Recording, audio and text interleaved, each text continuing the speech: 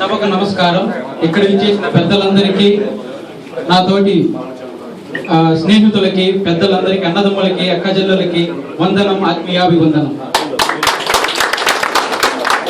తెలుగుదేశం 32వ ఆవిర్భావ సందర్భంగా మీ అందరికీ శుభాకాంక్షలు తెలియజేస్తున్నాను. అన్న నందమూరి తారక రామారావు స్థాపించిన పార్టీకి మనమందరం కష్టపడి గెలిపించాలని, ఈ ఎన్నికల్లో ఎంపీటీసీ అయితేమి, ఎమ్మెల్యే అయితేమి, మండలాధ్యక్షుల్లో అయితే ఏమి, ఏదైనా మనము టీడీపీని గెలిపించాలని కోరుకుంటూ మీ అందరికీ తెలియజేస్తున్నాం. తెలుగు వారందరూ కలిసి తెలుగు ప్రజల కోసం, తెలుగుదేశం పార్టీ కోసం పనిచేయాలని నేను ఈ సందర్భంగా కోరుకుంటున్నాను. ఈ కుళ్ళు కట్టిన రాజకీయాలని భూస్థాపితం చేయాలని, తెలుగుదేశం పార్టీని ఘన విజయంగా గెలిపించాలని కోరుకుంటూ ఈ సందర్భంగా మీ అందరికీ, తెలుగు ప్రజలందరికీ తెలియజేస్తున్నాను.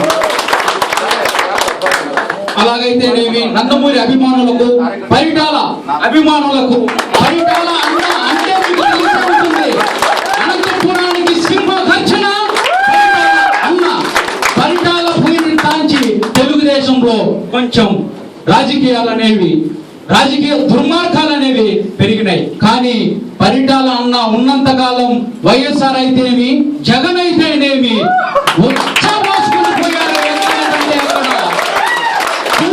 రాజకీయాలు తయారు చేసింది మన పరిటాల అన్న పోయిన తర్వాతే గుండాయిజం అనేది పెరిగింది.